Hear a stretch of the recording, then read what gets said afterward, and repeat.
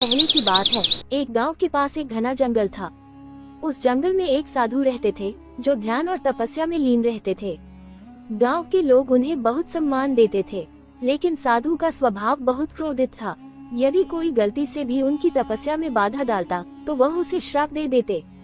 एक दिन गांव का एक गरीब लकड़हारा जंगल में लकड़ी काटने गया। उसे पता नहीं था कि साधु उसी पेड़ के नीचे तपस्या कर रहे हैं। जैसे ही लकड़हारे ने पेड़ पर कुल्हाड़ी चलाई, साधु की तपस्या भंग हो गई। क्रोधित होकर साधु ने लकड़हारे को श्राप दे दिया। तुम आज से जो भी काम करोगे वह अधूरा रह जाएगा। लकड़हारा घबरा गया और साधु से क्षमा मांगने लगा। उसने कहा, महाराज, मैं अज्ञानवश यह अपराध कर बैठा, कृपया मुझे क्षमा करें। साधु का हृदय पिघल गया। उन्होंने कहा, ठीक है, यदि तुम सच्चे मन से दूसरों की मदद करोगे तो मेरा श्राप खत्म हो जाएगा। इसके बाद लकड़हारे ने दूसरों की सेवा करना शुरू कर दिया। उसने निस्वार्थ भाव से लोगों की मदद की। धीरे धीरे उसका जीवन बदलने लगा और साधु का श्राप भी समाप्त हो गया। शिक्षा: क्रोध से बचना चाहिए और हमेशा दूसरों की निस्वार्थ मदद करनी चाहिए।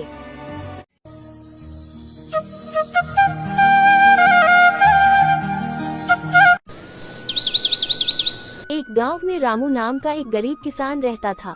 उसके पास थोड़ी सी जमीन थी जिस पर वह कड़ी मेहनत करता था। रामू ईमानदार और मेहनती था, लेकिन उसकी गरीबी ने उसे हमेशा परेशान रखा।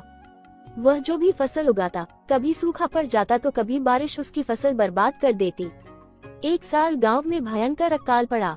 रामू की फसल पूरी तरह से खराब हो गई।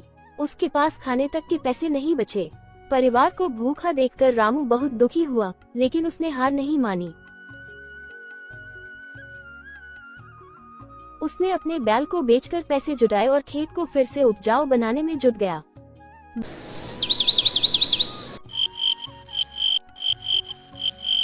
दिन रात मेहनत करने के बाद उसकी मेहनत रंग लाई। अगली फसल इतनी अच्छी हुई कि रामू ने न केवल अपना कर्ज चुकाया बल्कि बैल भी वापस खरीद लिया। रामू की ईमानदारी और मेहनत ने उसे फिर से खुशहाल बना दिया। उसने अपने परिवार को सिखाया कि जीवन में कठिनाई चाहे कितनी भी बड़ी हो, धैर्य और परिश्रम से हर समस्या का समाधान संभव है। ये कहानी हमें सिखाती है कि संघर्षों से घबराने के बजाय मेहनत और हौसले से आगे बढ़ना चाहिए।